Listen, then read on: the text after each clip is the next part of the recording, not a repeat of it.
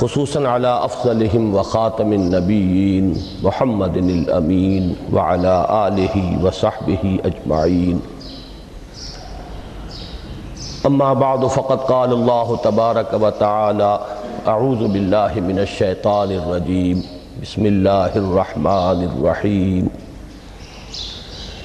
وَلَقَدْ آتَيْنَا لُقْمَانَ الْحِكْمَةَ أَنِ اشْكُرْ لِلَّهِ وَمَنْ يَشْكُرْ فَإِنَّمَا يَشْكُرُ لِنَفْسِهِ وَمَنْ كَفَرَ فَإِنَّ اللَّهَ غَنِيٌّ حَمِيدٌ. وَإِذْ قَالَ لُقْمَانُ لِابْنِهِ وَهُوَ يَعِظُهُ يَا بُنَيَّ لَا تُشْرِكْ بِاللَّهِ إِنَّ الشِّرْكَ لَظُلْمٌ عَظِيمٌ إِلَى قَوْلِهِ يَا بُنَيَّ أَقِمِ الصَّلَاةَ وَأْمُرْ بِالْمَعْرُوفِ وَانْهَ عَنِ الْمُنْكَرِ وَاصْبِرْ عَلَى مَا أَصَابَكَ إِنَّ ذَلِكَ مِنْ عَزْمِ الْأُمُورِ. وقال تبارک و تعالی اننی انا اللہ لا الہ الا انا فاعبدنی واقم الصلاۃ لذکری. صدق اللہ العظیم. محترم لطف الرحمان صاحب ناظم قرآن کالج، محترم پروفیسر حافظ محمد فاضل صاحب رئیس شعبہ عربی و اسلامیات، محترم میجر ریٹائرڈ فتح محمد صاحب ناظم دارالمقامہ اور عزیز طلبہ، میں سب سے پہلے تو آپ حضرات کو مبارکباد پیش کرتا ہوں کہ آپ نے یہ 2 روزہ صلاۃ کیمپ منعقد کیا. میں یہ سمجھتا ہوں کہ قرآن کالج کی یہ پہلی تقریب ہے کہ جو اس کے قیام کے مقصد کے ساتھ بڑی گہری ہم آہنگی رکھتی. پھر یہ کہ جس انداز میں اسے منظم کیا گیا ہے، اس میں خاص طور پر میجر صاحب کی جو فوجی تربیت ہے اس کا جو عمل دخل مجھے نظر آیا ہے، تو میں اس پر بھی انہیں ہدیہ تحسین پیش کرتا ہوں اور امید کرتا ہوں کہ آئندہ بھی دین کے جو اہم اور بنیادی موضوعات ہیں ان پر اسی طرح کے تربیتی کیمپ منعقد کرتے رہیں گے. میری گفتگو کا جو اس وقت عنوان معین ہے اور جو اس وقت آپ کے سامنے لکھا ہوا بھی ہے، فلسفہ دین میں نماز کی اہمیت. اس میں سب سے پہلے تو میں توجہ دلاؤں گا کہ لفظ فلسفہ اصلاً عربی کا ہے اور نہ ہی یہ قرآن حکیم کی اصطلاح ہے. یہ لفظ بھی اپنی اصل کے اعتبار سے یونانی ہے. فلسفی اگرچہ فلسفی عربی میں اب استعمال ہوتا ہے اور فلاسفہ اس کی جمع بھی ہوتی ہے، لیکن واقعتاً یہ عربی زبان کا لفظ نہیں ہے. اسی کی ایک مثال اور ہے تصوف. وہ بھی بظاہر تفاعل کے وزن پر خالص صیغہ معلوم ہوتا ہے عربی زبان کا، لیکن یہ بھی تھیوسوفی، یہ بھی در حقیقت یونانی الاصل لفظ ہے جس کی تعریب کی گئی ہے، اسے معرب بنا کر عربی کا جامہ پہنا دیا گیا ہے. فلسفے سے ہم جس علم یا جس شعبہ علم کو مراد لیتے ہیں، قرآن حکیم کی اصطلاح میں اس کے لیے لفظ حکمت ہے. اس کا مادہ ہا کاف میم، اور اس کا بنیادی مفہوم وہی ہے کہ جو اس سے جو ایک مشتق لفظ ہے استحکام، کسی شے کا مضبوط ہو جانا، پختہ ہو جانا، قوی ہو جانا، ایسی صلاحیت حاصل کر لینا کہ وہ اپنی حفاظت کر سکے، اپنے خلاف کسی بھی اقدام پر اپنا دفاع کر سکے. یہ ہا کاف میم کے مادے کا اصل مفہوم ہے. اور حکمت انسان کے فکر اور اس کے شعور کی پختگی کا نام ہے. اس لیے کہ انسان حیوانات سے ممیز کیا گیا ہے اگرچہ مختلف اعتبارات سے، لیکن یہ کہ اس میں سب سے اہم اعتبار یہ ہے کہ یہ حیوان عاقل ہے۔ اسی طریقے سے اسے حیوان ناطق کہا جاتا ہے، اور نطق اور عقل کا بڑا گہرا تعلق ہے اور ربط ہے، دونوں ایک دوسرے سے جڑے ہوئے ہیں۔ تو ہم کہیں گے شعور، عقل سے انسان کو شعور حاصل ہوتا ہے، اور نطق جو ہے اس کی بنیاد، اس کا سورس جو ہے وہ یہی شعور ہے۔ تو انسانی فکر کی پختگی، انسانی شعور کی پختگی، اس کے اندر ایسی صلاحیت کا پیدا ہو جانا کہ وہ حقائق تک رسائی حاصل کر سکے، اس میں اتنی قوت پیدا ہونا کہ وہ صحیح رخ پر، صحیح رخ سے موڑنے والے جتنے محرکات ہیں ان کے مقابلے میں اپنا دفاع کر سکے، یہ حکمت ہے۔ لہذا فلسفہ دین کے بجائے اب آپ اپنے ذہن میں حکمت دین کا لفظ رکھیں، اور اب غور کیجئے کہ حکمت دین میں صلاۃ کے مقام کو سمجھنے کے لیے ہمیں یہاں سے ابتدا کرنی چاہیے کہ حکمت دین کا سب سے بنیادی مسئلہ کون سا ہے۔ حکمت دین کا سب سے اہم، سب سے بنیادی، اولین مسئلہ معرفت خداوندی ہے۔ انسان اپنے رب کو پہچانے، اور رب کو پہچان کر اپنے فطری جذبہ تشکر کو اس کی ذات سے وابستہ کر دیں۔ یہ فطری جذبہ تشکر بھی آپ سمجھ لیجئے کہ یہ بھی نہ صرف انسان بلکہ حیوانات کا بھی خاصہ ہے، کہ اگر ان کے ساتھ کوئی بھلائی کی جائے تو ایک خاص رد عمل ان کی طبیعت میں پیدا ہوتا ہے، جسے ہم جذبہ شکر یا جذبہ تشکر سے تعبیر کر سکتے ہیں۔ حیوان کے پاس اگرچہ وہ زبان نہیں ہے کہ جس میں وہ اپنے اس جذبے کو الفاظ کا جامہ پہنا کر اپنے محسن کی خدمت میں پیش کر سکے، لیکن یہ کہ اگر کبھی کسی بھوکے پیاسے حیوان کو آپ نے کوئی غذا فراہم کی ہو یا پانی پلایا ہو، اور پھر اگر آپ اس کی آنکھوں میں دیکھیں گے تو وہ جذبہ تشکر وہاں سے ابلتا ہوا محسوس ہوگا۔ یہ گویا کہ فطرت کا تقاضا ہے۔ حیوانات سے بلند تر سطح پر انسان ہے، تو فطرت انسانی کا بڑا اساسی اور بنیادی تقاضا ہے کہ وہ اپنے محسن کا شکر ادا کرے، جس نے بھی اس کے ساتھ کوئی بھلائی کی ہو، خیر کیا ہو، اس کی کوئی احتیاج پوری کی ہو، اس کی کوئی ضرورت پوری کی ہو، اس کا وہ شکر بجانا ہے۔ تو یہ فطری جذبہ تشکر جب تک عقل انسانی اپنے اصل محسن اور مربی کو نہیں پہچانتی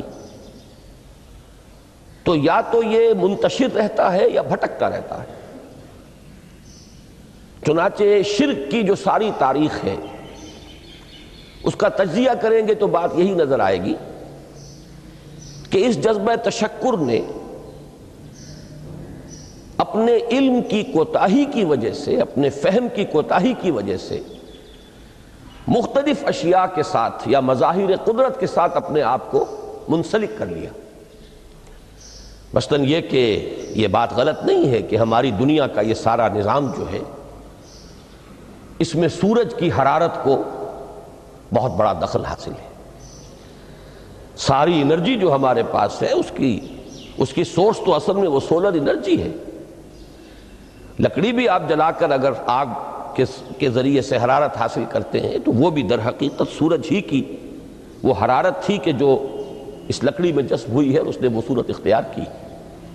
فصلوں کو سورج پکاتا ہے، اس کی حرارت جو ہے وہی ان کے پکنے کا ذریعہ بنتی ہے۔ لہذا انسان نے یہ سمجھا کہ ہمارا سب سے بڑا محسن یہ ہے، لہذا اس کے آگے ہاتھ جوڑ دیے، اس کو سجدہ کیا، اسے معبود بنا لیا۔ اسی پر آپ قیاس کرتے چلے جائیے، جس جس چیز کے بارے میں احساس ہوا کہ اس کے ساتھ ہماری کوئی بھلائی وابستہ ہے، یہ ہمارے لیے کسی خیر کا ذریعہ ہے، اس کے سامنے انسان جھک گیا اور اس کے اظہار تشکر کے لیے اس نے مراسم عبودیت ایجاد کر لی۔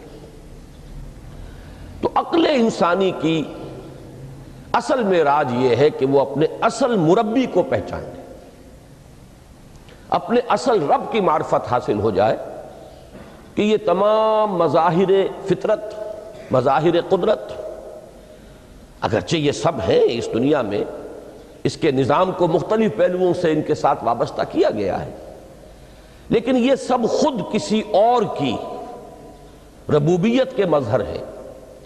کوئی اور ہے جو ان سب کا خالق ہے، کوئی اور ہے کہ جس نے ان کے لیے یہ سارا نظام بنایا ہے۔ تو ایک ہی چھلانگ میں انسان پھر وہاں پہنچتا ہے اور اپنے اصل رب اور مربی کو پہچان کر اب اپنے پورے جذبہ تشکر کو اس کی ذات کے ساتھ منسلک کر دیتا ہے۔ یہ میں نے خلاصہ عرض کیا آپ کے سامنے سورہ لقمان کے دوسرے رکوع کی اس پہلی آیت کا، جس میں اللہ تعالیٰ نے حضرت لقمان کے حوالے سے حکمت اور حکمت کا جو منطقی اور لازمی نتیجہ ہے، دونوں چیزوں کو بیان کر دیا۔ وَلَقَدْ آتَيْنَا لُقْمَانَ الْحِكْمَةَ أَنِ اشْكُرْ لِلَّهِ، ہم نے لقمان کو حکمت عطا کی کہ کر شکر اللہ کا۔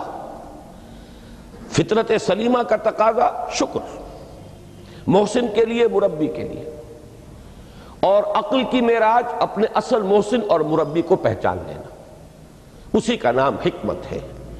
حکمت عقل صحیح اور فطرت سلیمہ کے امتزاج سے وجود میں آتی ہے، جس کا نتیجہ شکر رب ہے یا معرفت رب۔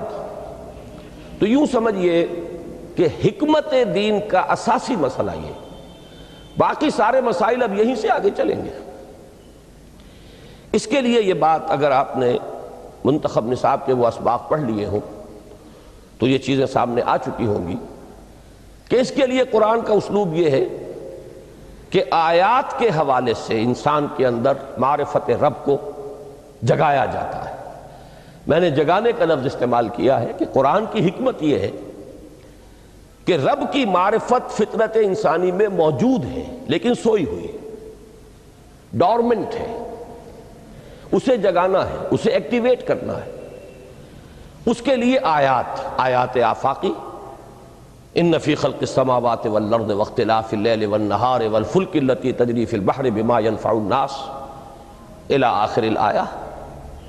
اسی طرح آیات انفسی، وفی انفسکم افلا تبصرون، سنریہم آیاتنا فی الآفاق وفی انفسہم حتی یتبین لہم انہ الحق۔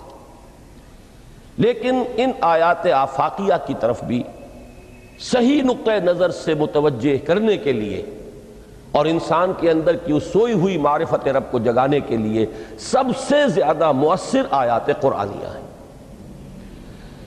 چونکہ یہ فطرت انسانی کے اندر کی ایک شے کو جگانے والی ہیں۔ یہی وجہ ہے کہ قرآن مجید اپنے آپ کو کہیں الذکر کہتا ہے، کہیں ذکرہ، کہیں تذکرہ۔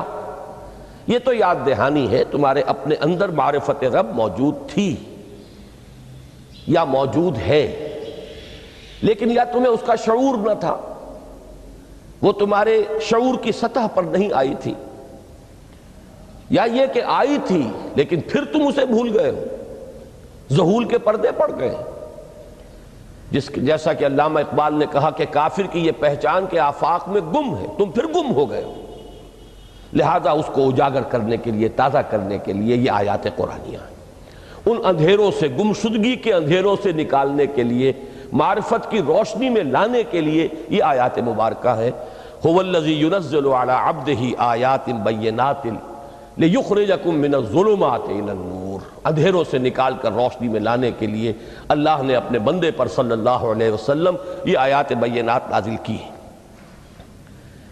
لیکن اب اس سے اگلا قدم ہے، اور اصل میں وہ ہے جو میری گفتگو کا موضوع ہے اس وقت۔ اس کے لیے یہ تمہید ضروری تھی کہ حکمت قرآن کا اور حکمت دین کا اولین، اہم ترین، سب سے اساسی، سب سے بنیادی مسئلہ ہے معرفت رب۔ اگر اس مرحلے کو انسان طے کر لے اللہ کے فضل و کرم سے، اسے اللہ کی معرفت بھی حاصل ہو جائے اور اس پر ایمان بھی میسر آ جائے، تو اب اس کے سامنے تین مسئلے اور ہیں، ان کو اچھی طرح آئیڈینٹیفائی کیجئے۔ پہلا مسئلہ یہ ہے کہ اس کی فکر صحیح مزید پیش قدمی کرے، آگے بڑھے۔ یہ تو اس کا سٹارٹنگ پوائنٹ تھا، رب کو پہچان لینا۔ ابھی تو اس سے آگے بڑھ کر اس فکر صحیح کو، بڑی بلندیوں کو چھونا ہے۔ جیسے کہ کلمہ طیبہ کی تمثیل بیان کی گئی قرآن مجید میں، کَشَجَرَةٍ طَیِّبَةٍ أَصْلُهَا ثَابِتٌ وَفَرْعُهَا فِي السَّمَاءِ۔ تو فکر انسانی کے لیے وہ اصل ثابت جمی ہوئی جڑ جو ہے وہ تو ہے معرفت رب، لیکن اب یہ فکر ترقی کرے گی، یہ نشو و نما پائے گی، یہ آگے بڑھے گی، اس کی شاخیں یہ آسمانوں سے بات کریں گی، آسمانوں کی بلندیوں کو چھوئیں گی۔ تو سب سے پہلا مسئلہ ہے فکر صحیح کی مزید پیش رفت، پیش قدمی۔ دوسرا مسئلہ انسان کا بہت بنیادی، عمل کی درستی، صحیح عمل۔ انسان اپنے نفس امارہ سے مغلوب ہو کر یا جذبات کی رو میں بہہ کر یا ماحول کے اثرات سے مرعوب ہو کر وہ کسی غلط رخ پر نہ پڑ جائے، تو اس کے عمل کو درست رکھنے کے لیے کوئی اسے سہارا درکار ہے۔ اور تیسری ضرورت اس کی، یہ میرے نزدیک اس دور میں سب سے زیادہ نگاہوں سے اوجھل ہو چکی ہے، یہاں تک کہ ہمارے بہت سے دینی حلقے بھی، خاص طور پر جو ریلیجس ایکٹیوسٹ شمار ہوتے ہیں، جو دین کی احیائی جد و جہد میں مصروف نظر آتے ہیں، تجدید دین، احیاء دین، غلبہ دین، اقامت دین، ان کی بھی ایک بہت بڑی محرومی ہے کہ وہ ایک تیسرے گوشے کو تقریباً نظر انداز کر رہے ہیں، اور وہ ہے روحانی ترقی۔ اس لیے کہ انسان کی اصل عظمت کی بنیاد تو وہ روح ہے جو اس میں پھونکی گئی، وَنَفَخْتُ فِيهِ مِن رُوحِي، جس کا تعلق ذات باری تعالیٰ کے ساتھ ہے۔ کم سے کم یہ تو ہر شخص مانے گا، کوئی بڑے سے بڑا ریشنلسٹ اور روحانیت کا منکر شخص وہ بھی یہ تو ماننے پر مجبور ہے کہ اللہ تعالیٰ نے اس کی جو نسبت اپنی طرف فرمائی ہے، روحی، اس میں در حقیقت انسانی روح کی عظمت اور اس کی شرافت، اس کی بلندی اور اس کی بزرگی کی طرف اشارہ ہے۔ بہرحال اس کی ترقی، فکر صحیح کی ترقی۔ نمبر 2، عمل کی درستی، اس میں افراط و تفریط نہ ہو، اس میں انسان نفس امارہ سے مغلوب ہو کر یا جذبات کی رو میں بہہ کر یا ماحول کے اثرات سے متاثر ہو کر کوئی غلط اور غیر متوازن راستہ اختیار نہ کر لے۔ اور نمبر 3، روحانی ترقی۔ اب ان میں سے پہلی چیز کو لیجئے، فکر صحیح کے مزید ارتقاء اور اس کی مزید پیش قدمی کے لیے قرآن حکیم نے بھی سورہ آل عمران کے آخری رکوع میں ذکر کو سب سے پہلے اور سب سے اہم عامل کی حیثیت سے شمار کیا ہے۔ چنانچہ اس کی پہلی آیت جو ہے سورہ آل عمران کے آخری رکوع کی، اس میں تو وہی مضمون جو میں بیان کر چکا وہ آیا ہے، ان فی خلق السماوات والارض واختلاف اللیل والنہار لآیات لأولی الالباب۔ یقیناً آسمان اور زمین کی تخلیق میں اور دن اور رات کے الٹ پھیر میں نشانیاں ہیں ہوش مندوں کے لیے۔ ان کے ذریعے سے انسانی شعور کے اندر وہ معرفت رب اجاگر ہوگی۔ وہ پہلا مرحلہ اس نے طے کر لیا، وہ ڈورمنٹ معرفت اب ایکٹیویٹ ہو گئی۔ اب مزید فکر کا مرحلہ ہے جو اگلی آیت میں آیا ہے، الذین یذکرون اللہ قیاما وقعودا وعلی جنوبہم ویتفکرون فی خلق السماوات والارض ربنا ما خلقت ھذا باطلا سبحانک فقنا عذاب النار۔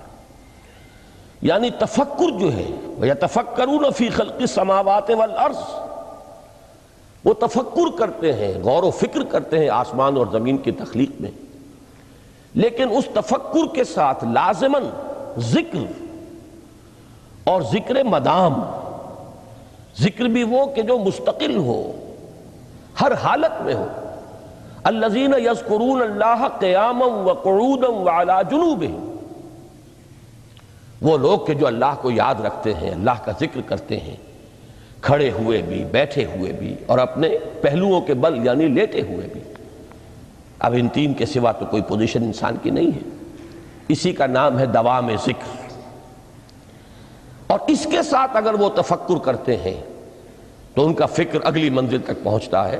میں اس پر زیادہ بحث اس وقت نہیں کروں گا، اس وقت میں نے چونکہ وہ تین باتیں بیان کی تھی، میں درجہ بدرجہ چاہتا ہوں کہ آگے بڑھوں اور ایک حد سے زیادہ کسی بھی مسئلے میں تجاوز نہ کروں۔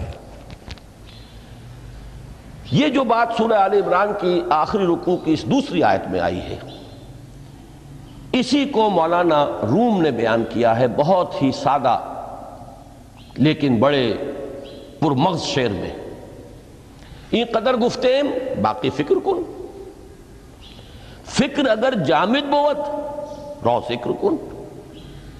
اس قدر تو ہم نے تمہیں بتا دیا، سمجھا دیا، یہ بات تو آ گئی تمہارے عقل میں، اب جاؤ خود غور کرو، مزید آگے پیش قدمی کرو۔ این قدر گفتیم باقی فکر کن، فکر اگر جامد بوت رو ذکر کن۔ فکر میں جمود آ جائے، فکر سست پڑ جائے تو جاؤ پھر ذکر کرو۔ تو یہ ذکر اور فکر گویا کہ گاڑی کے دو پہیے ہیں کہ جن سے فکر انسانی صحیح رخ پر آگے بڑھے گا۔ اگر یہ ذکر ساتھ نہیں رہے گا تو فکر انسانی کج ہو جائے گا۔ تا ثریا می رود دیوار کج، پھر وہ فکر جو ہے وہ بلندی کو کتنے ہی پہنچ جائے لیکن وہ ٹیڑھی بلندی ہوگی، وہ صراط مستقیم پر پیش قدمی کرنے والا فکر نہیں ہوگا۔ اسی کو علامہ اقبال نے اپنے دو اشعار میں، چونکہ انہوں نے مولانا روم کو اپنا پیر بھی تسلیم کیا ہے، مرشد رومی، تو یہ فکر جو ہے، یہ خیال جو مولانا روم نے پیش کیا، اسی کو علامہ اقبال نے دو اشعار میں میں سمجھتا ہوں کہ مزید شکوہ کے ساتھ، مزید خوبصورت اور حسین انداز میں پیش کیا ہے۔ جز بقرآن زے غمی روباہی است، فقر قرآن اصل شاہنشاہی است۔ قرآن کے بغیر اگر کوئی شعر بھی ہو تو وہ بھی اصل میں لومڑی ہے، اس کی کوئی حقیقت نہیں ہے، اس لیے کہ اصل شاہنشاہی جو ہے وہ تو فقر قرآن ہے۔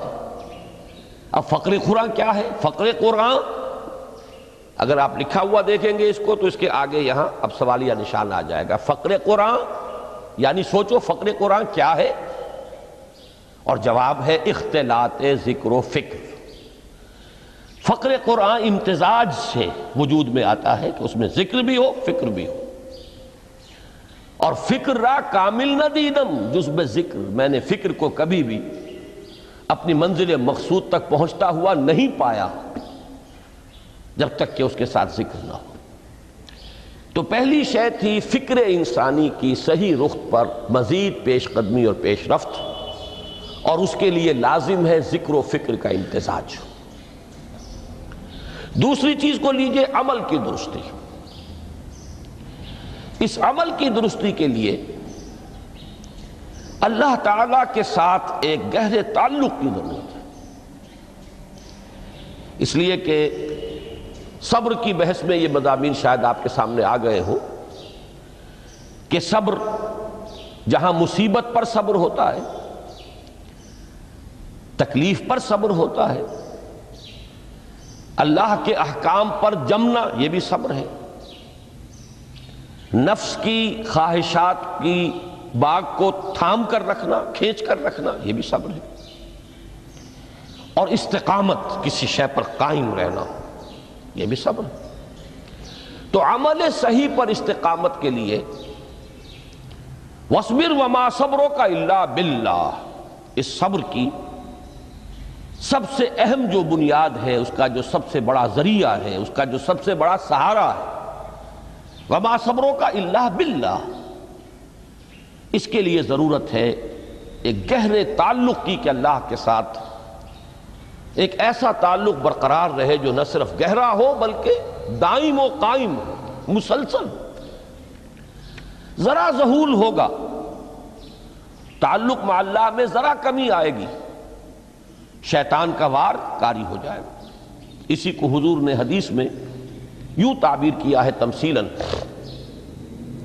کہ جو دل اللہ کی یاد سے غافل ہے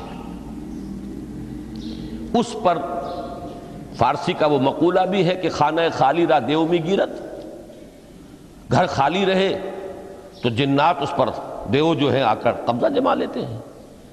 تو خانہ قلب جو ہے اگر یاد خدا بندی سے خالی ہو گیا تو شیطان ابلیس لعین اپنی تھوتنی ٹکا دیتا ہے۔ یہ لفظ آتا ہے سور کے منہ کے لیے تھوتنی، جس طرح اس کا نکلا ہوا سا منہ ہوتا ہے آگے، تو یہ لفظ استعمال کیا گیا کہ وہ اپنی تھوتنی انسان کے دل پر جما کر اور پھوکے مارنی شروع کر دیتا ہے۔ تو شیطان کو موقع ہی تب ملتا ہے جب انسان کے تعلق مع اللہ کے اندر کمی ہو، وہ خانہ بالکل خالی ہو گیا ہو یا اتنا ضعیف ہو گیا ہو کہ کل عدم ہو جائے، گویا کہ نہیں۔ تیسری چیز کی طرف آئیے، روحانی ترقی۔ روحانی ترقی کے لیے میں ایک اصطلاح کے سامنے لا رہا ہوں، اس سے مراد کیا ہے؟ روحانی ترقی کے لیے ہماری دینی اصطلاح ہے تقرب الی اللہ، اللہ سے قریب تر ہوتے چلے جانا۔ اس پر میرا ایک کتابچہ بھی ہے، تقرب الی اللہ کے دو مدارج، دو درجے، جو در حقیقت ایک حدیث نبوی علیہ الصلاۃ والسلام ہی پر مبنی ہے کہ حضور نے ایک درجہ قرار دیا ہے تقرب بالفرائض، فرائض کے ذریعے سے انسان اللہ کا قرب حاصل کرے۔ ایک ہے تقرب بالنوافل، نوافل کے ذریعے سے اللہ کا قرب حاصل کرے۔ ان میں کیا نسبت و تناسب ہے، اہمیت کے اعتبار سے کون بڑھ کر ہے، بلندی کے اعتبار سے کون بڑھ کر ہے، یہ تمام مسائل میں نے اپنی اس تقریر میں بیان کیے تھے جو اس کتابچے میں شائع ہوئی ہے۔ اس وقت میں اس کی تفصیل میں نہیں جا رہا، صرف یہ تذکرہ اس لیے کر رہا ہوں کہ جن کو بھی خواہش ہو جائے وہ اس کا مطالعہ کرے۔ ہماری اس وقت کی گفتگو سے وہ کتابچہ اس جگہ پر منسلک ہوگا۔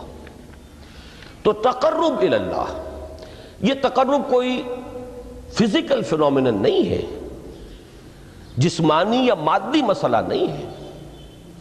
اللہ سے قرب یہ نہیں ہے کہ کوئی کروڑوں میل کا فاصلہ ہے، اب ہمیں کوئی رسی پر چڑھنا ہے اوپر بڑی محنت اور مشقت سے۔ فصل تو ہے ہی نہیں، فاصلہ ہے ہی نہیں، بعد ہے ہی نہیں۔ نحن اقرب الیہ من حبل الورید، ہم تو انسان سے اس کی شہرگ سے بھی زیادہ قریب ہیں۔ ہوا معکم اینما کنتم، وہ تو تمہارے ساتھ ہی ہوتا ہے جہاں کہیں بھی تم ہو، بس صرف یہ کہ تمہاری توجہ نہیں ہوتی، تم اور چیزوں میں مشغول و مصروف رہتے ہو، تم ہماری طرف دھیان ہی نہیں دیتے، تم ہماری طرف متوجہ ہی نہیں ہوتے۔ ہم تو مائل بے کرم ہیں، کوئی سائل ہی نہیں، راہ دکھلائیں کسے رہنو منزل ہی نہیں۔ انسان جب متوجہ ہو جاتا ہے اور بڑھتا ہے، آگے پیش قدمی کرتا ہے روحانی اعتبار سے، تو یہ ہے در حقیقت تقرب الی اللہ، اور اسی کو ہم کہیں گے روحانی ترقی۔ اب ان تین چیزوں کو اگر آپ نے ذہن میں جما لیا، پھر میری بات کی ترتیب اس کو ذہن میں قائم کیجئے۔ ہم چلے کہاں سے؟ کہ دین کے ساتھ اصل مناسبت فلسفے کی نہیں، حکمت کی۔ نمبر 2، حکمت قرآنی کا پہلا اور اہم ترین اور بنیادی مسئلہ معرفت رب کا حصول ہے۔ اس کا نتیجہ شکر خداوندی ہے، اس کا ذریعہ آیات آفاقی، آیات انفسی، اور سب سے بڑھ کر آیات قرآنیہ ہیں جو الذکر ہے، جو تذکرہ ہے، جو ذکرہ ہے۔ لیکن اس پہلے مرحلے کو اگر کوئی انسان بفضل ہی تعالی، اللہ کے فضل و کرم سے طے کر لے، اب اس کے سامنے تین مسئلے، فکر کی مزید پیش رفت، مزید پیش قدمی صحیح رخ پر، اس کے لیے ذکر اور فکر دونوں کا امتزاج لازمی ہے۔ فقر قرآن اختلاط ذکر و فکر، الذین یذکرون اللہ قیاما وقعودا وعلی جنوبہم ویتفکرون فی خلق السماوات والارض۔ دوسری شے عمل کا درست رہنا، نہ افراط و تفریط ہو، عدم توازن ہو، نہ انسان نفس سے مغلوب ہو جائے، نہ انسان جذبات کی رو میں اندھا ہو جائے، نہ انسان ماحول سے مرعوب ہو کر متاثر ہو جائے، صحیح رخ پر اس کا عمل۔ نمبر 3 روحانی ترقی، جو اصل حاصل ہے، جو اصل مقصود ہے۔ نمبر 2 چیز کے لیے تعلق مع اللہ ضروری، نمبر 3 کے لیے تقرب الی اللہ ضروری۔ اب غور کیجئے، ان تینوں چیزوں کا بڑا گہرا تعلق ہے نماز کے ساتھ۔ ان تینوں کے لیے ستون کی حیثیت نماز کو ہے۔ لہذا ایمان کے بعد یا معرفت رب کے بعد حکمت دین کا اہم ترین مسئلہ نماز، صلاۃ۔ اس لیے کہ ایک طرف یہ انسان کو اللہ کے ساتھ ایک گہرے تعلق کا ذریعہ فراہم کرتی ہے۔ اپنے تمام مصروفیات میں سے، ان مشغولیتوں میں جن میں گم ہونے کا خدشہ ہوتا ہے، نکلو۔ 24 گھنٹے کے معمولات میں سے کم 5 مرتبہ تو لازماً نکلو، اور اپنے آپ کو ذرا، اپنے حواس کو بھی، اپنی باطنی کیفیات کو بھی ذرا تازہ کرو۔ اگر کوئی گندگی، نجاست، کسی طرح کی ناپاکی کا کوئی معاملہ ہے، طہارت حاصل کرو۔ طہارت سے تمہارے اندر روح کو بھی بالیدگی ہوگی، تمہارے حواس بھی تازہ ہوں گے، تم گویا کہ بحیثیت کل تمہاری ہستی چاق و چوبند ہو جائے گی۔ وہ کسل، وہ سستیاں، وہ جو ایک کثافتیں ہوتی ہیں، ان سب سے نجات حاصل کرو، اور اب اپنے رب کے حضور میں کھڑے ہو جاؤ، اس کے ساتھ اپنا عہد بھی تازہ کرو، اس کی اہم صفات کو بھی اپنے ذہن میں پھر مستحضر کرو۔ یہی وجہ ہے، دیکھیے میں نے جو آیات آپ کو شروع میں سنائی تھی، سورہ لقمان کی 2 آیتیں، پہلی آیت میں اس کا ترجمہ کر چکا، دوسری آیت وَلَقَدْ وَإِذْ قَالَ لُقْمَانُ لِابْنِهِ وَهُوَ يَعِظُهُ يَا بُنَيَّ لَا تُشْرِكْ بِاللَّهِ إِنَّ الشِّرْكَ لَظُلْمٌ عَظِيمٌ۔ اس کے بعد درمیان میں کچھ مضمون آ کر پھر وہ آیہ مبارکہ آئی، یا بنی اقم الصلاۃ وامر بالمعروف وانہ عن المنکر واصبر علی ما اصابک۔ گویا کہ اہم ترین چیز، بنیادی ترین چیز، اللہ کو محض پہچان لینا کافی نہیں ہے، یاد رکھنا ضروری ہے۔ اللہ یاد رہے گا تو فکر صحیح آگے بڑھے گا، اللہ یاد رہے گا اور اس کے ساتھ ایک گہرا تعلق جو ہے برقرار رہے گا تو عمل درست رہے گا۔ بالکل یہی بات سورہ طٰہٰ میں جو پہلی وحی حضرت موسیٰ علیہ السلام پر ہوئی، اور پہلا مخاطبہ ہے، چونکہ حضرت موسیٰ کو یہ انبیاء کرام کے مقدس گروہ میں ایک امتیازی حیثیت حاصل ہے کہ ان سے براہ راست گفتگو ہوئی ہے، اگرچہ صرف ایک پردہ تھا، اوٹ من ورائے حجاب گفتگو ہوئی ہے، لیکن یہ کہ کوئی فرشتے کا درمیانی جو ہے وہ لنک نہیں تھا، براہ راست اللہ تعالیٰ نے حضرت موسیٰ علیہ السلام سے کلام فرمایا۔ کلم اللہ موسیٰ تکلیما، موسیٰ سے تو اللہ نے کلام فرمایا جیسے کہ کلام کیا جاتا ہے۔ تو پہلا مخاطبہ ہے، یہ پہلا مکالمہ ہے، پہلی وحی کہیے، اسی میں یہ الفاظ بھی موجود ہیں، اننی انا اللہ لا الہ الا انا فاعبدنی واقم الصلاۃ لذکری۔ یہ گویا کہ حکمت قرآنی کا ایک بہت بڑا خزانہ ہے یہ آیت مبارکہ، کہ خود حضرت موسیٰ علیہ السلام کو جو ہدایت دی جا رہی ہے، میں ہوں، میں اللہ، اننی انا اللہ لا الہ الا انا، میرے سوا کوئی معبود نہیں، فاعبدنی، بس میری بندگی، میری عبادت، میری پرستش، میری محبت، اس کو اختیار کرو۔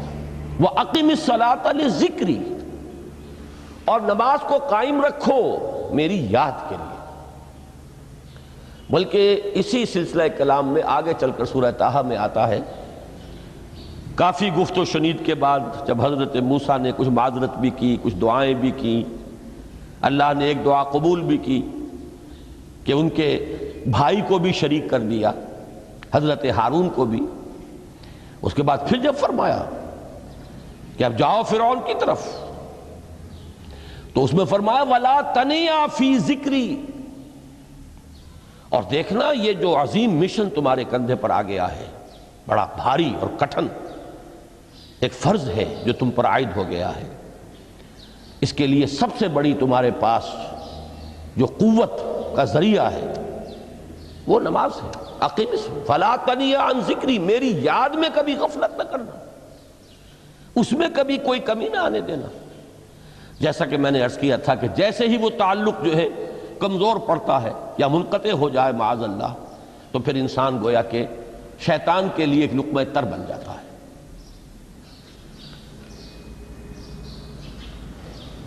اب آپ غور کیجئے، تیسری شے تقرب الی اللہ، اس کے حوالے سے بھی جو فرائض اور نوافل کی بات ہے اس کو اس وقت ذہن سے نکال کر یہ سمجھیے کہ اس میں نماز کا کیا مقام ہے، اس لیے کہ نماز فرض بھی ہے، نماز نفل بھی ہے، وہ تو ان دونوں میں شریک ہو جائے گی۔ اب اس کو لفظ صلاۃ کے حوالے سے آپ ان دونوں چیزوں کو سمجھیے۔ صاد لام واو یا یہ چونکہ حروف علت ایک دوسرے سے بدلتے رہتے ہیں، یہ جو مادہ ہے اس کی جو خالص لغوی اصل ہے، جو خالص عربی زبان میں اس کا بنیادی مفہوم ہے، وہ آگ جلانا یا آگ تاپنا یا آگ سینکنا، حرارت حاصل کرنا۔ لہذا بار بار آتا ہے جہنم کے ذکر میں اسلوہا، اب جلو اس میں، تاپو اس کو، یہ سینکے گی تمہیں۔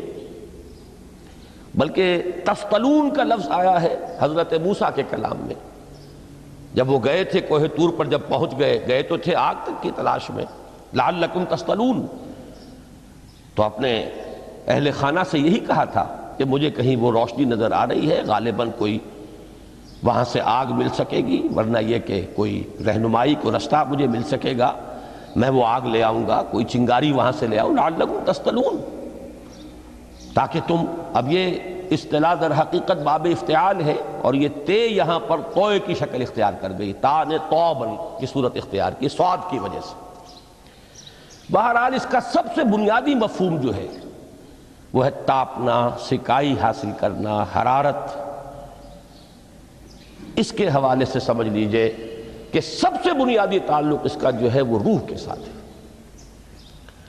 روح میں محبت خداوندی کی آگ اگر ٹھنڈی پڑ گئی ہو، اگر محبت خداوندی کی حرارت میں کمی ہو رہی ہو، تو اس کو اثر نو، جس کو کہ میں آج سوچ رہا تھا تو ایک لفظ ذہن میں آیا کہ جیسے بیٹری اس کو ریچارج کیا جاتا ہے، اسی طریقے سے روح کے اندر محبت خداوندی کی اس حرارت کو اثر نو تازہ کرنا، یہ ہے در حقیقت نماز کا اصل مقصد۔ اس لیے کہ اس لفظ کا بنیادی مفہوم، اصل لغوی مفہوم تو یہ، اگرچہ اس کا سب سے زیادہ کثرت سے جو استعمال ہوتا ہے، اور لفظ صلاۃ جس سے در حقیقت جس تصور پر مبنی ہے وہ ہے اقدام، کسی کی طرف متوجہ ہونا اور پھر دعا۔ صلاۃ کا سب سے قریبی مفہوم لفظی جب بیان کیا جائے گا، اس سے مراد، اس کے معنی، تو دعا اس میں اہم ترین ہے۔ کسی کی طرف توجہ کرنا، مناجات کرنا، گفتگو کرنا، مخاطبہ، مکالمہ، دعا، یہ در حقیقت صلاۃ کا سب سے بڑا اصطلاحی مفہوم ہے۔ لیکن جو اس کا مادہ ہے، صاد لام واو یا صاد لام یا، اس کا اصل مفہوم جو ہے وہ تاپنا، حرارت حاصل کرنا۔ تو ان دونوں کے حوالے سے عرض کر رہا ہوں، وہ تاپنا اور حرارت حاصل کرنا وہ ہے روح کے اعتبار سے۔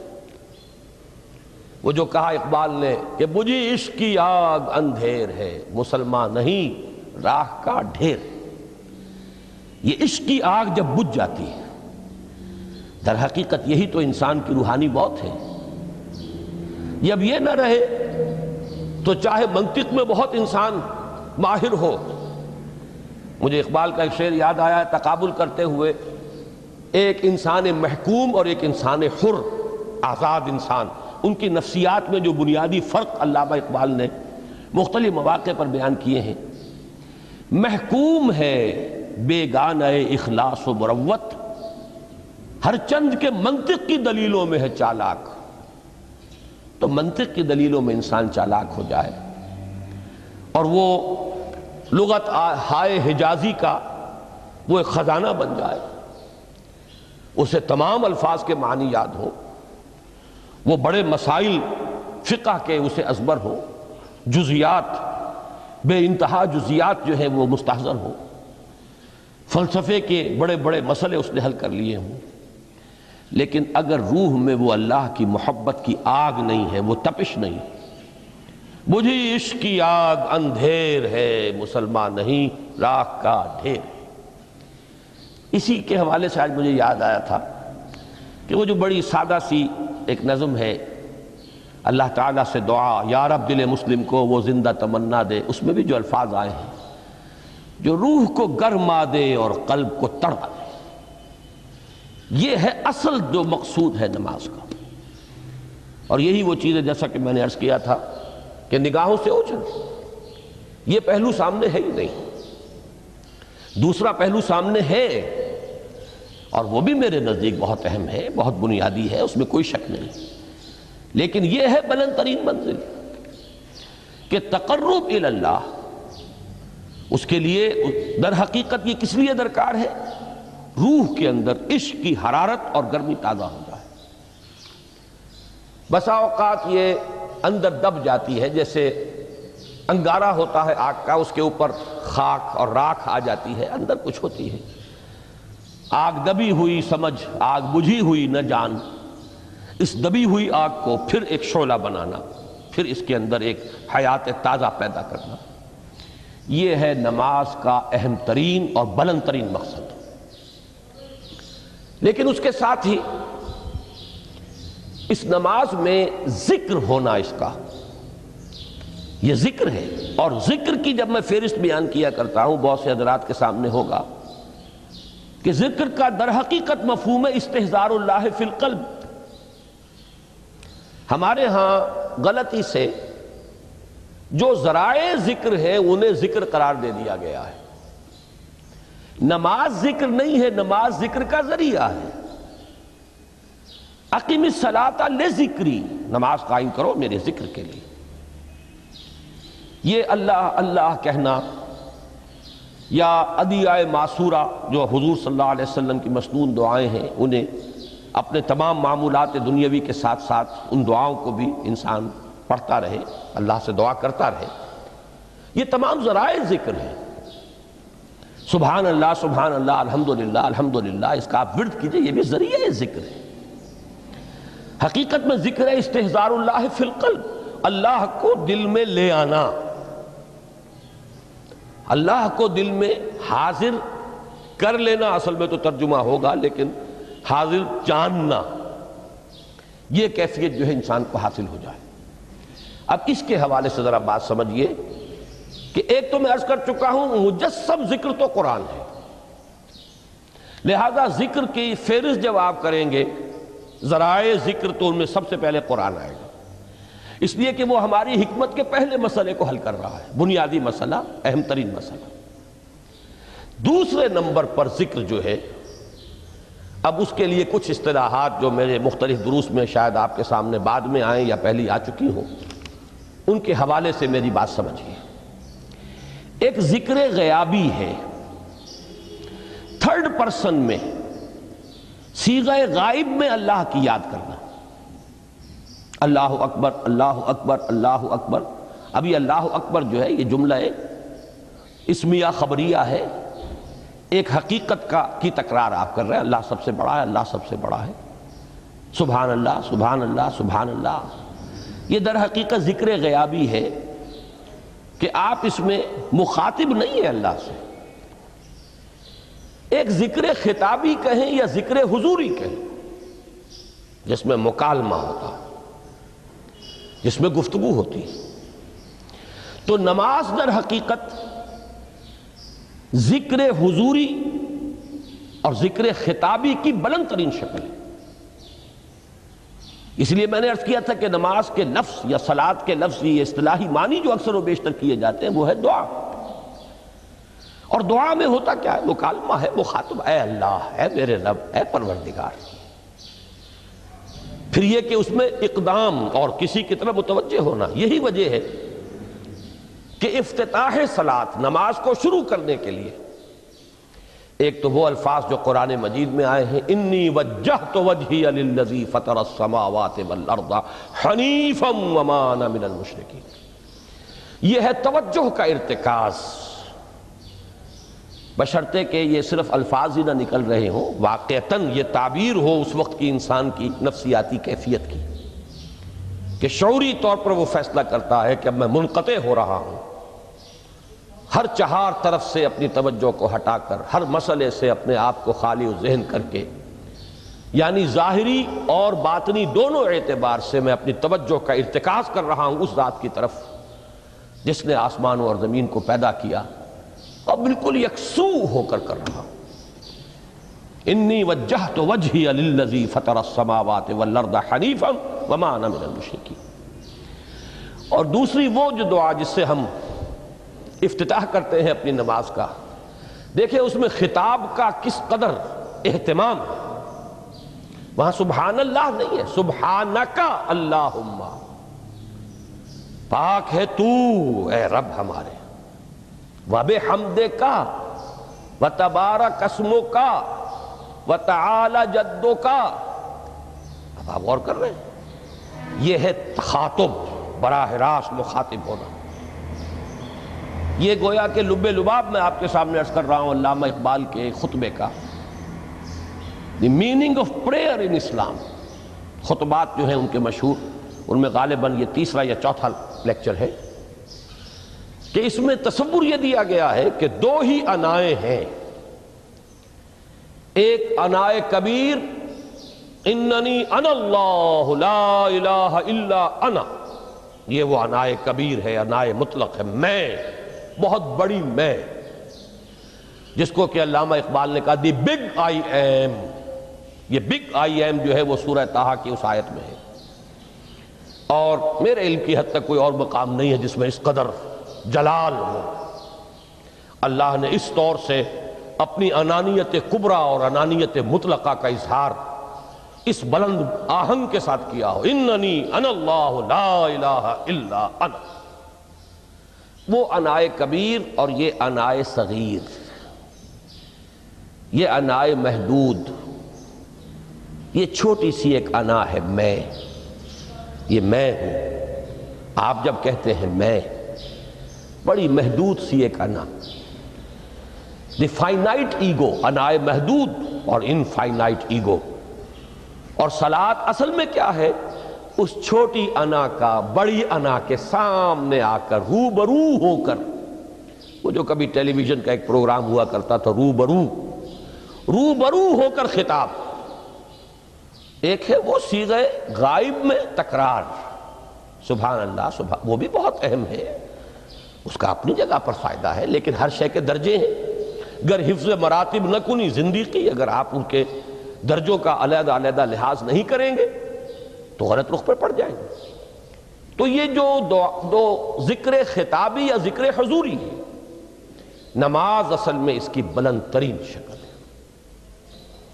یہی وجہ ہے کہ سبحانک اللہم وبحمدک وتبارک اسمک وتعالی جدک ولا الہ غیرک۔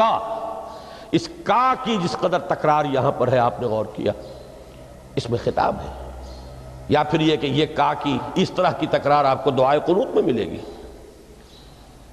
اللہم انا نستعینک ونستغفرک ونؤمن بک ونتوکل علیک ونثنی علیک الخیر ونشکرک ولا نکفرک۔ اب یہ جو ہے، یہ در حقیقت خطاب کا اندازہ ہے کہ براہ راست گفتگو ہو رہی ہے۔ تو سب سے پہلی بات تو یہ ہوئی کہ ذکر کی ایک شکل ہے ذکر غیابی، دوسری ذکر حضوری، اور ذکر حضوری یا ذکر خطابی کی بلند ترین منزل بلند ترین اس کا ذریعہ نماز ہے۔ اس کو ایک پہلو سے اور سمجھ لیجئے، سورہ فاتحہ جب پھر ہم پڑھتے ہیں جسے الصلاۃ کہا گیا ہے، جو لب لباب ہے، خلاصہ ہے، اس میں پھر تدریجاً غیاب سے حضور کی طرف پیش قدمی ہوتی ہے۔ الحمدللہ رب العالمین الرحمن الرحیم مالک یوم الدین، یہ ذکر غیابی ہے، اس میں ابھی خطاب نہیں آیا، یہ وہی جملہ اسمیہ ہے۔ کل تعریف اس اللہ کے لیے ہے جو تمام جہانوں کا پروردگار ہے، مالک ہے، جو رحمان ہے، رحیم ہے، جزا و سزا کے دن کا مختار و مالک ہے۔ اب یہ غیاب سے حضور کی طرف، ایاک نعبد و ایاک نستعین اہدنا الصراط المستقیم، یہ ہے وہ۔ اب پہلے ایک معاہدہ ہے، ایک اقرار ہے، اعتراف ہے، وعدہ ہے، اور پھر دعا ہے، استدعا ہے۔ یہ ہے غیاب سے حضور کی طرف تدریجاً ارتقاء۔ یہی وجہ ہے، اب نوٹ کر لیجئے، وہ چھوٹی سی حدیث یہ بھولنی نہیں چاہیے، الصلاۃ معراج المومنین، اس لیے کہ مخاطبہ الہی براہ راست حضور کو جو حاصل ہوا وہ معراج میں ہوا ہے، التحیات کا مکالمہ وہی ہوا ہے۔ لہذا اس کو نوٹ کر لیجئے کہ باقی جو وحی ہوئی ہے حضرت جبرائیل کے ذریعے سے ہوئی ہے، یا کوئی الہام ہوا ہے، حضور کے قلب مبارک پر کوئی شے القاء کی گئی ہے، تو وہ دوسری نوعیت کی وحی ہے۔ وہ جو مخاطبہ حضرت موسیٰ علیہ السلام کو وہ اس دنیا ہی میں حاصل ہوا ہے، کوہ طور کی بلندیوں پر، یہی ان کی امتیازی شان ہے، کلم اللہ موسیٰ تکلیما۔ یہ براہ راست مخاطبہ جو ہے یہ حضور صلی اللہ علیہ وسلم کو معراج کی شب یہ آپ کو حاصل ہوا، اور حضور نے اسی لیے نماز کو معراج المومنین قرار دیا، اس لیے کہ اس میں وہی براہ راست مخاطبہ اور مکالمہ اور وہی گفتگو ہے جو ہو رہی ہے۔ اس کے ضمن میں وہ حدیث، اب اس وقت شاید میرا وقت ختم ہونے کے قریب ہو، لیکن وہ حدیث جو اس اعتبار سے حدیث قدسی ہے، اگرچہ بعد میں اس کے جو مزید تفصیل ہے تو حضور صلی اللہ علیہ وسلم نے گویا کہ خود بیان کی ہے، لیکن مسلم شریف کی روایت ہے حضرت ابو ہریرہ رضی اللہ تعالی عنہ سے کہ حضور نے فرمایا، یقول اللہ تعالی، اللہ یہ فرماتا ہے، اسی لیے اس کو حدیث قدسی کہیں گے، قسمت الصلاۃ بینی و بین عبدی نصفین، میں نے نماز کو اپنے اور اپنے بندے کے مابین آدھا آدھا تقسیم کر دیا ہے۔ اب یہاں تک تو جملہ ہے اللہ کا، یہ ہے حدیث قدسی۔ اب آگے جو ہے نریشن اس کی جو ہے حضور صلی اللہ علیہ وسلم کی جانب سے ہے، یعنی خبر دے رہے ہیں وہ اللہ کی طرف سے ہی۔ ویسے تو تمام احادیث ہی گویا کہ ہم سمجھتے ہیں انسپائرڈ تو اللہ کی طرف سے ہی ہے، لیکن یہ کہ جہاں صراحت ہو کہ اللہ کہتا ہے وہ حدیث قدسی ہے۔ تو یقول اللہ تعالی قسمت الصلاۃ بینی و بین عبدی نصفین، یہاں تک تو حدیث قدسی ہے۔ اب دوسری عام حدیث ہے، اذا قال العبد الحمد للہ رب العالمین یقول اللہ تعالی حمدنی عبدی، جب بندہ کہتا ہے الحمدللہ رب العالمین، پروردگار کہتا ہے میرے بندے نے میری حمد کی۔ جب بندہ کہتا ہے الرحمن الرحیم، پروردگار فرماتا ہے اثنا علی عبدی، میرے بندے نے میری ثنا کی، بڑی تعریف کی۔ جب بندہ کہتا ہے مالک یوم الدین، اللہ فرماتا ہے مجدنی عبدی، میرے بندے نے میری بڑی بزرگی بیان کی ہے، تمجید کی ہے۔ پھر جب بندہ کہتا ہے ایاک نعبد و ایاک نستعین، اللہ فرماتا ہے ھذا ما بینی و بین عبدی ولعبدی ما سأل، یہ ہے میرے اور میرے بندے کے درمیان۔ یہ تو معاہدہ ہے نا، معاہدے میں تو دو فریق جکڑے جاتے ہیں، بند جاتے ہیں، یہ میرے اور میرے بندے کے درمیان ہے، اور میرے بندے نے جو طلب کیا میں نے دیا، اس لیے کہ اس میں طلب بھی تو ہے، ایاک نستعین، تیری مدد چاہتے ہیں، یہ طلب ہے۔ اسی کی شرح ہے جو اب آخری تین آیتیں ہیں، پروردگار ہم تیری مدد چاہتے ہیں، پروردگار ہم تیری ہی بندگی کرتے ہیں اور کریں گے، اور تیری ہی مدد چاہتے ہیں، چاہیں گے۔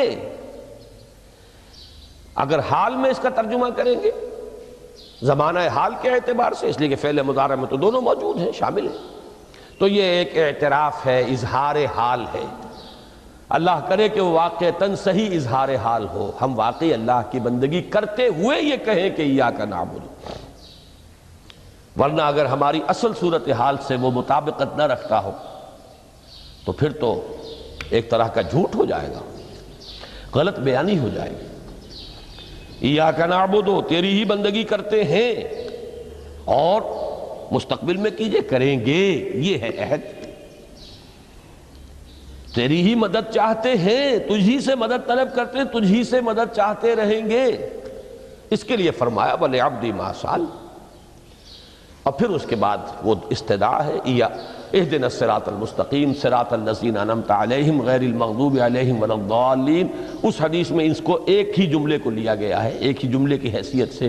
جب بندہ یہ کہتا ہے تو اللہ فرماتا ہے ھذا لعبدی ولعبدی ما سأل، یہ خالص میرے بندے کے لیے ہے۔ اس بندے نے ایک درخواست پیش کی ہے اور میں نے گرانٹ کی، وہ اپلیکیشن، وہ ریکویسٹ گرانٹڈ ہم نے دے دی، ولعبدی ما سأل۔ یہ ہے اس کی تاثیر کا عالم، بشرطے کے معاملہ وہ شعور کے ساتھ، بشرطے کے مطابقت ہو ظاہر اور باطن کی، بشرطے کے مطابقت ہو قول اور فعل کی، تو اس کا اتنا اونچا مقام ہے کہ ایک ایک جملہ ادھر ادا ہوا، ادھر اللہ کی طرف سے ریسپانس مل رہی ہے۔ افلاک سے آتا ہے نالوں کا جواب آخر، اٹھتے ہیں حجاب آخر، کرتے ہیں خطاب آخر۔ یہ خطاب ہے، مخاطبہ ہے، مکالمہ ہے، یہ ہے اصل نماز۔ اسی لیے اسی کو کہا گیا نماز۔ البتہ اب اس سے آگے بڑھیے، ذکر کی ایک اور شکل بھی ہے، اور وہ ذکر عملی ہے۔ ایک تو ہم نے کہا اللہ اکبر، اللہ بہت بڑا ہے، سب سے بڑا ہے۔ یہ جیسا کہ میں نے عرض کیا، ایک اعتبار سے تو ذکر غیابی ہو گیا، دوسرے یہ کہ یہ ایک فکری لسانی ذکر ہے، ہم نے کہہ دیا۔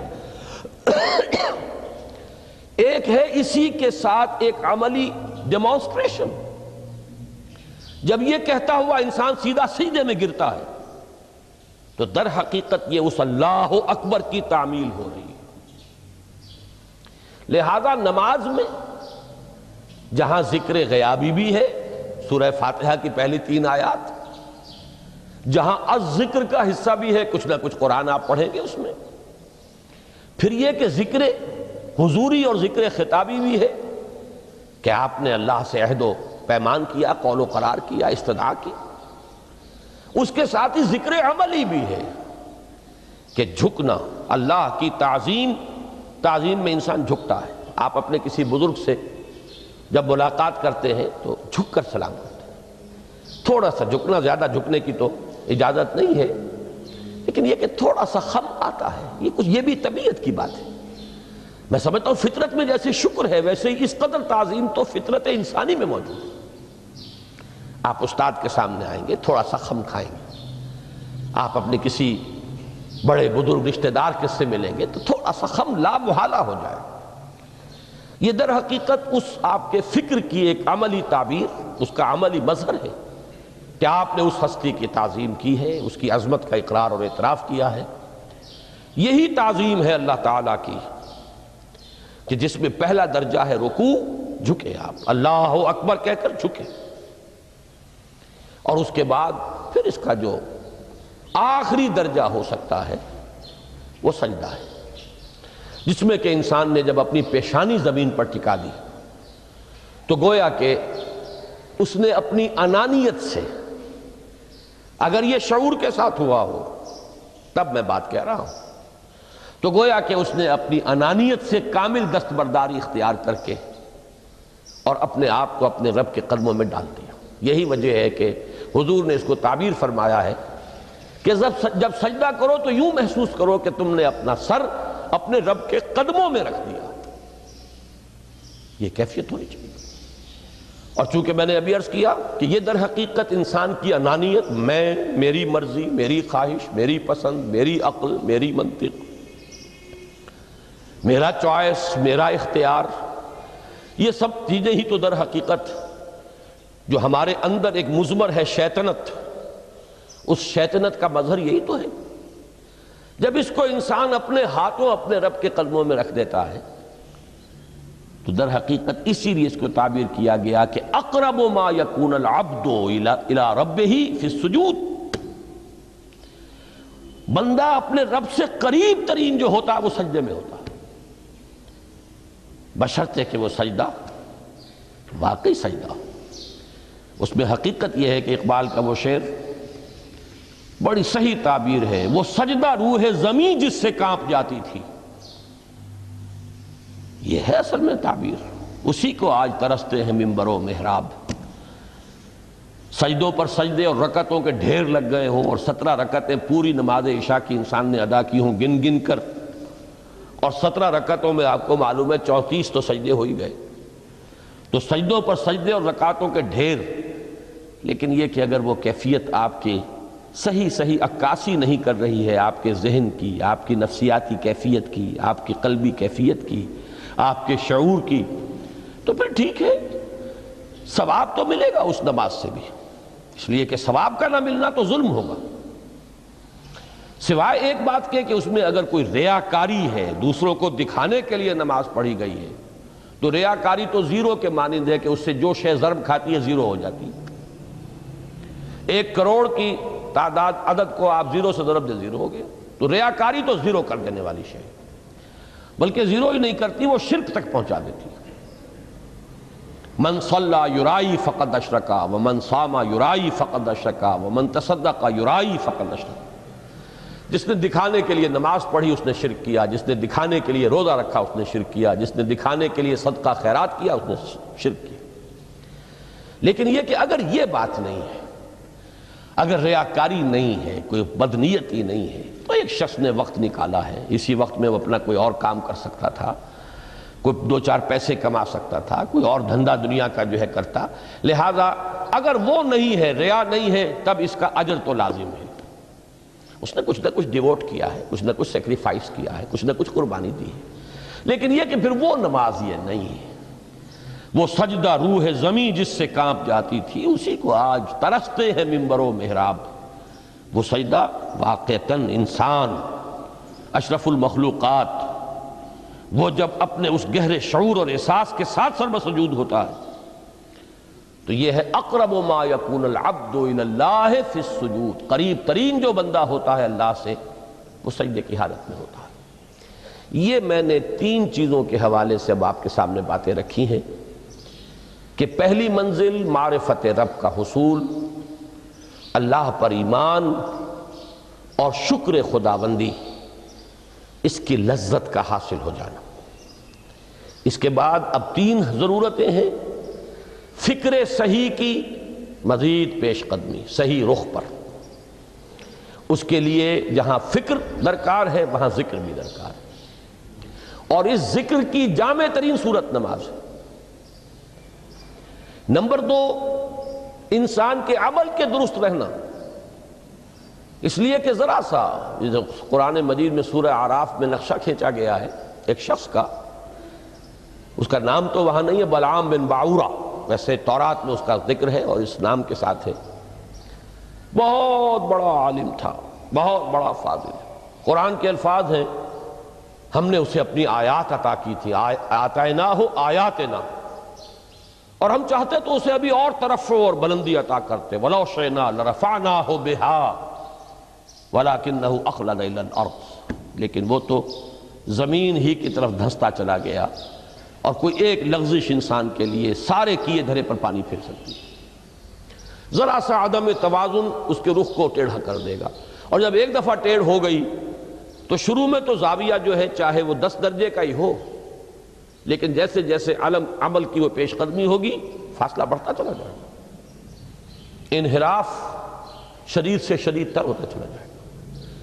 اب اس عمل کی درستی کے لیے بھی لازم ہے تعلق مع اللہ، اس تعلق مع اللہ کا بھی سب سے بڑا ذریعہ نماز۔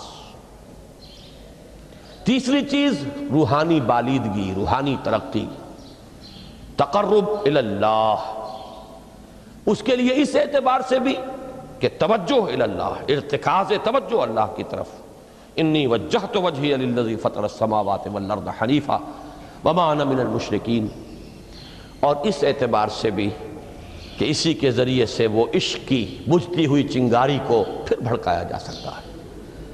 جو خاک میں دب گئی ہو اللہ کی محبت کی وہ حرارت جو ہے، اگر اس میں کچھ کمی آ گئی ہے تو اس کو جھاڑ کر، راکھ کو ہٹا کر اثر نو ایک حرارت پیدا کرنا، یہی وجہ ہے کہ نماز، صلاۃ جس مادے سے ماخوذ ہے اس کا بنیادی مفہوم یہی ہے، تاپنا، حرارت حاصل کرنا، آگ جلانا، آگ روشن کرنا۔ تو فلسفہ دین جس کے لیے صحیح لفظ ہے حکمت دین، اس کے اعتبار سے تو میری یہ گفتگو ہے۔ باقی ہے کہ نظام دین میں تین اعتبارات سے پھر نماز کی اہمیت آئے گی۔ نظام دین میں سب سے پہلے انفرادی سیرت کی تعمیر، ثانیاً معاشرے کی تنظیم، پھر اس کے علاوہ جو دو عنوانات کل کے لیے طے کیے گئے ہیں، جو خادمان دین ہوں، طالبان قرآن ہوں، ان کو کس کس اعتبار سے اس نماز سے مدد ملتی ہے۔ تو ان چاروں موضوعات پر انشاءاللہ تعالی میں کل گفتگو کروں گا۔